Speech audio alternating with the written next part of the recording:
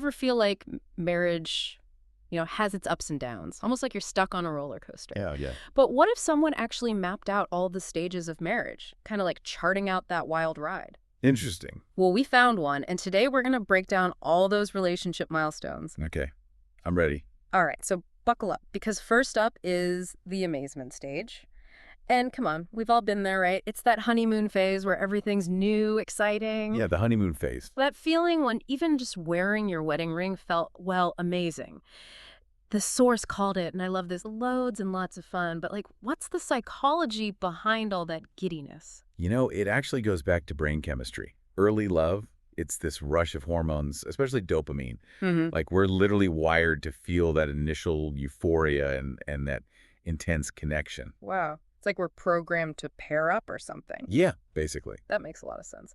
But just like all roller coasters, what goes up must come down.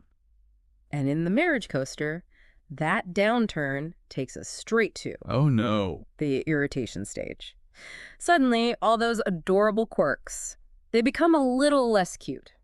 It happens. Right. Like, let's say you're in the kitchen and one of you is like a super meticulous chopper, like chopping all those veggies just perfectly, while the other one's more like a tornado, just trying to get dinner on the table. Ah, the classic kitchen ballet. Right. Total chaos. Yeah, and that's where unmet expectations can really clash. We enter marriage often with these idealized images, and then reality hits, right? And those little irritations, they start to pile up. And, the source actually mentions how introverted partners might, bottle up these frustrations. Yeah. And that's why communication is so important, even when it's tough. Yeah. We have to talk about this stuff. So true. Otherwise, that bottled up irritation, it might just explode into the anger stage. It's like the loop-de-loop of marriage, wouldn't you say? Yeah, it can feel like that. It's where all those little things, all those little annoyances, they build up into full-blown frustration and doubt, you know? Right. And then those thoughts start creeping in, like, did I marry the wrong person? I think we've all been there at some point.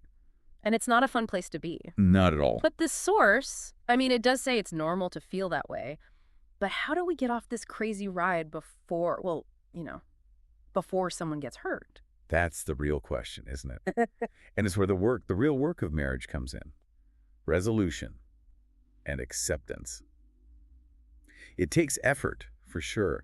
It takes communication, a whole lot of compromise. Right. Learning to see things from your partner's perspective. So it's more like, a scenic train ride at this point. Less about the crazy ups and downs and more about enjoying the view together. Exactly. And accepting your partner's flaws doesn't mean you're resigning yourself to unhappiness, It's about appreciating the whole package. Right, the good with the bad. Like learning to love their morning grumpiness because, hey, they make a mean cup of coffee.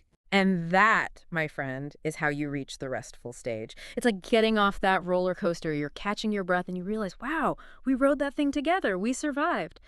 And this time, the sparks aren't from all the drama, but from a much deeper, more unconditional love. Absolutely. It's that mature love, where you appreciate each other's complexities.